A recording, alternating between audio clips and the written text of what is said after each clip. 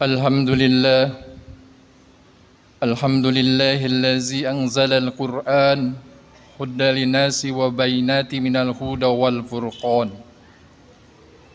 أشهد أن لا إله إلا الله وحده لا شريك له وأشهد أن محمدا عبده ورسوله وصافيه وخليله وهو الذي بلغ رسالة عاد الأمانة ونصح الأمة نخرج من الظلمات إلى النور اللهم صل وسلم على سيدنا محمد وعلى آله وصحبه أجمعين أما بعد يا أيها الذين آمنوا اتقوا الله حق تقاته ولا تموتن إلا وأنتم مسلمون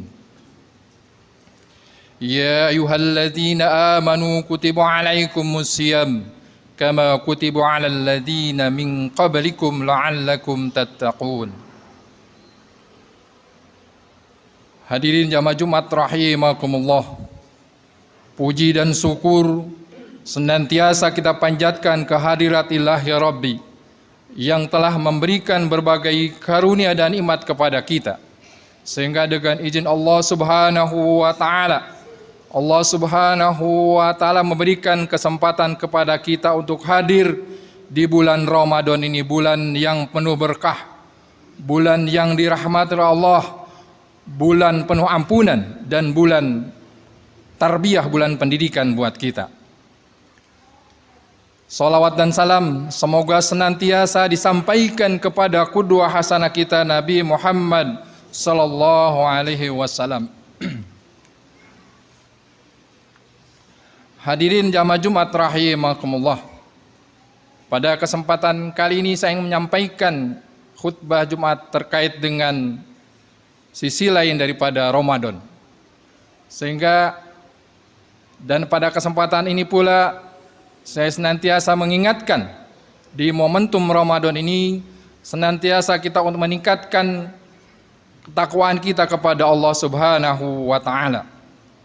Hadirin jamaah Jumat rahimakumullah, Ramadan mendorong hamba-hamba Allah Subhanahu wa Ta'ala untuk berpacu meningkatkan kuantitas, jumlah, dan kualitas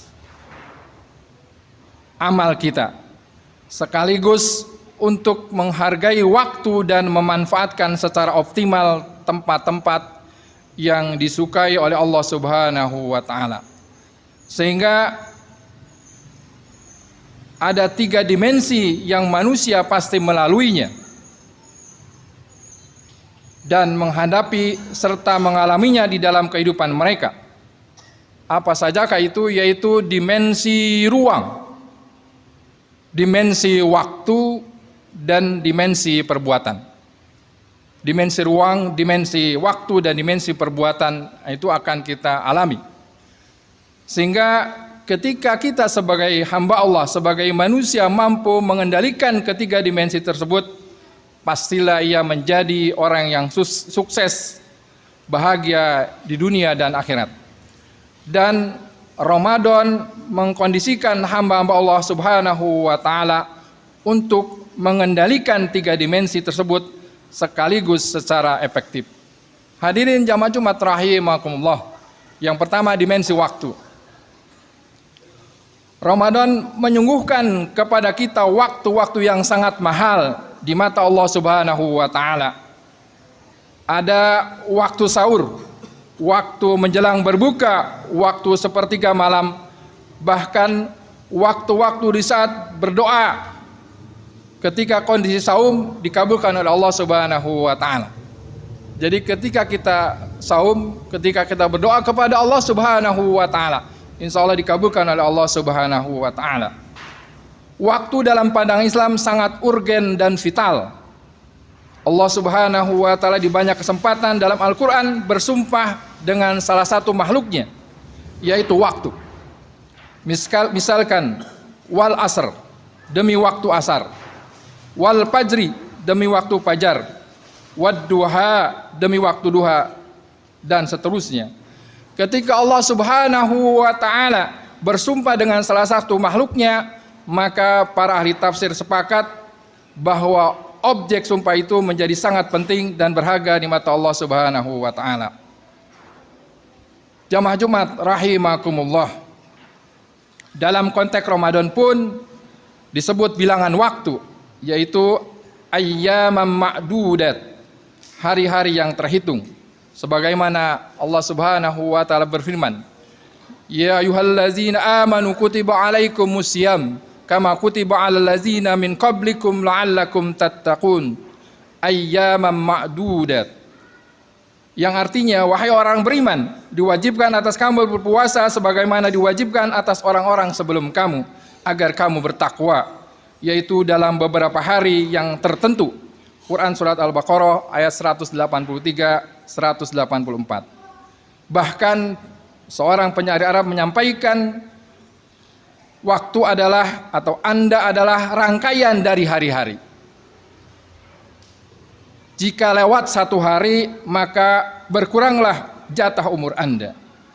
Bahkan kesempatan bulan Ramadan ini mestinya menjadikan kita sadar bahwa Allah Subhanahu wa taala memberi waktu kepada kita, waktu Ramadan, waktu bulan Ramadan, untuk mengampuni dosa-dosa kita.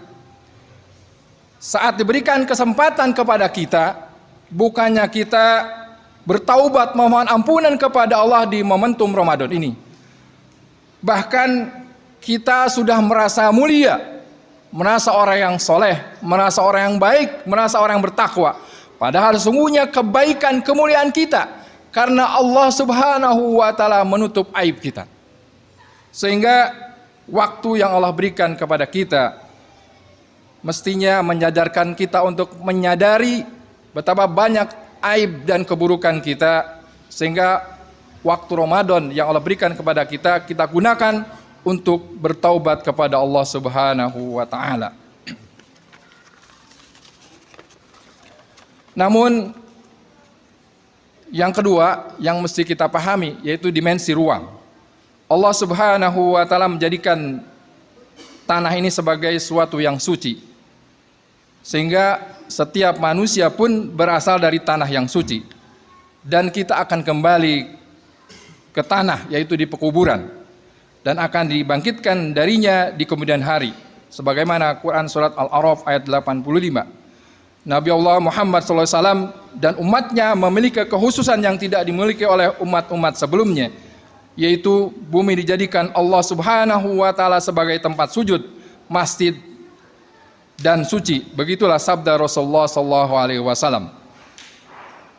Hadirin jamaah Jumat rahimakumullah, ketika manusia tidak bisa lepas dari dimensi ruang atau tempat ini, maka kita dikondisikan untuk selalu dalam kebaikan, dan kita dianjurkan untuk pindah tempat ketika melaksanakan sholat sunnah. Jadi ketika kita melaksanakan sholat sunnah, kita berpindah dari tempat yang sebelahnya, supaya itu menjadi saksi bahwa ruang ini pernah melihat kita.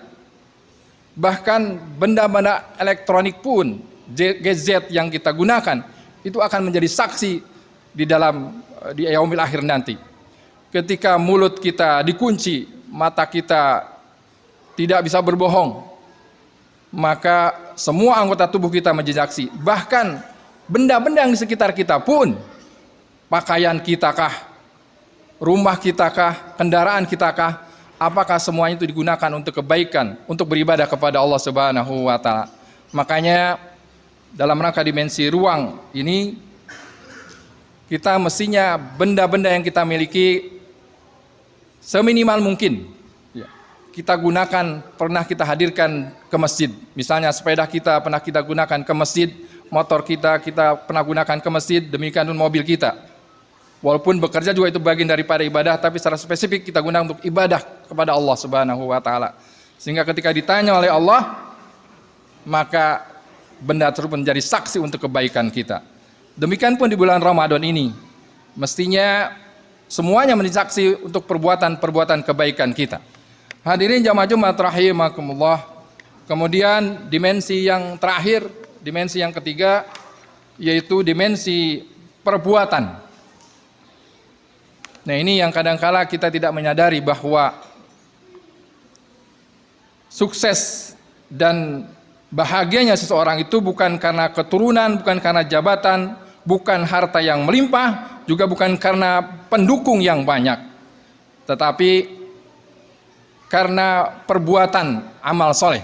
Bahkan di dalam Al-Quran, surat Al-Baqarah ayat 25, وَبَشِّرِ الَّذِينَ آمَنُوا وَعَمِلُوا الصَّالِحَاتِ أَنَّ لَهُمْ جَنَّةً تَجْرِي مِنْ تَحْتِهَا الْأَنْهَارُ. Berikan kabar berita gembira buat orang-orang yang beriman dan beramal soleh.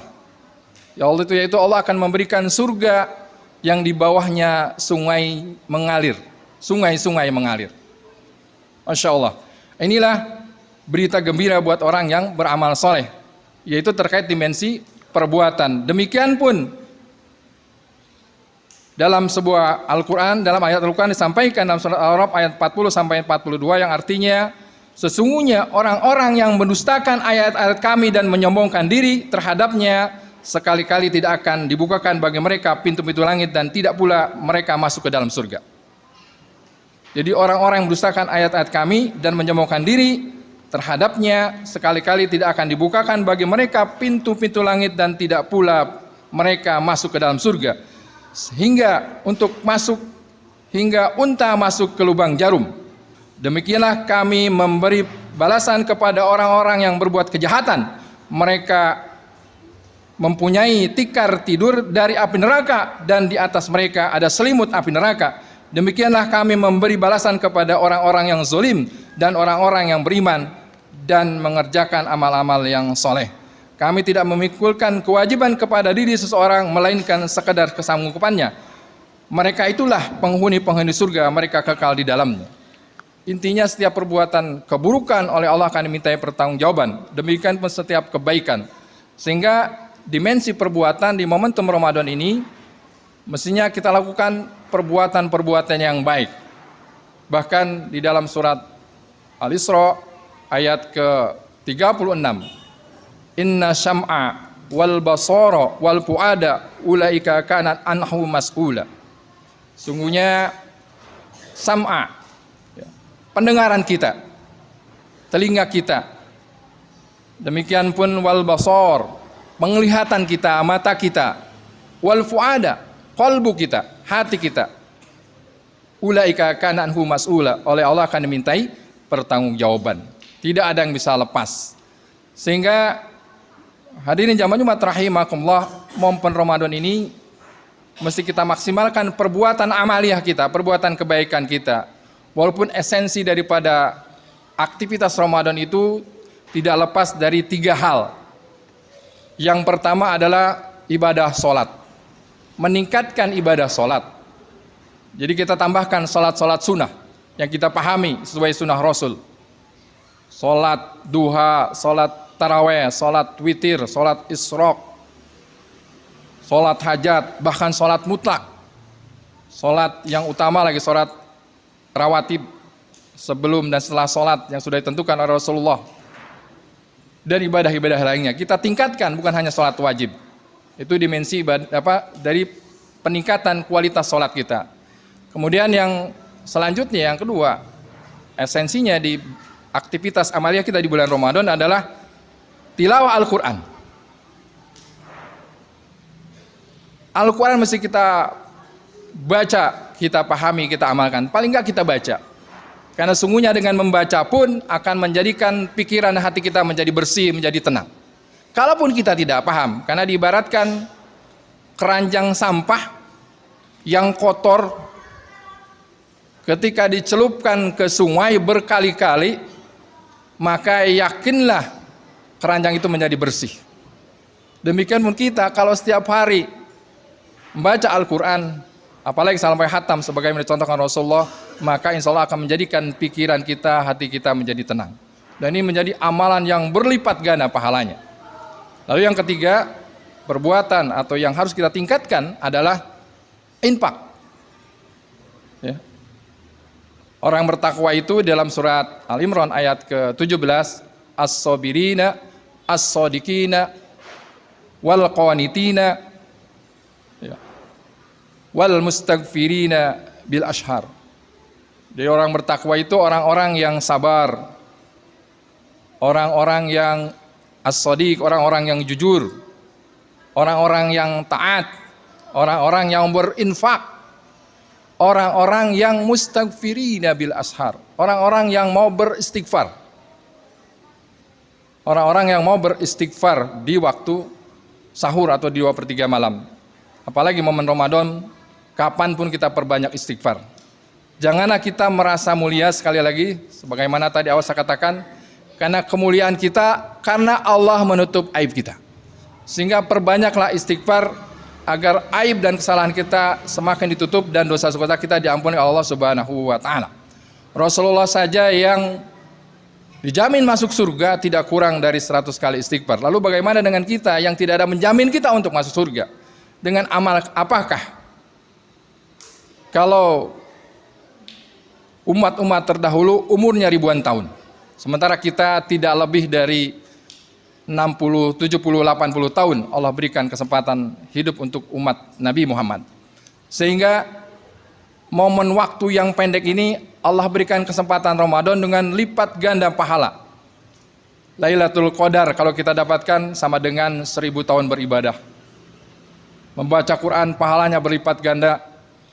Ibadah sunnah di bulan Ramadan sama dengan ibadah wajib di bulan biasa. Makanya sebagai manusia yang paham dimensi daripada bulan Ramadan, dimensi waktu, dimensi ruang, tempat, dan dimensi perbuatan mesti kita maksimalkan. Hadirin jamaah rahimakumullah, sehingga pesan terakhir yang saya sampaikan, sesungguhnya orang-orang atau hamba Allah yang menang adalah hamba Allah yang bisa memaksimalkan ibadah Ramadan, dan di akhir Ramadan nanti dia menjadi pemenang, sehingga bertambah keimanannya, bertambah ketakwaannya, dan hatinya menjadi bersih, dan insya Allah digolongkan menjadi Allah sebagai hamba, oleh Allah sebagai hamba Allah yang bertakwa, dan dimasukkan ke dalam surganya Allah Subhanahu wa Ta'ala. Barakallahu li wa lakum fil Qur'anil azim, wa nafa'ini wa iyyakum bima fihi minal ayati wa dzikril hakim. Aqulu qali hadza fastaghfiruhu innahu huwal ghafurur rahim.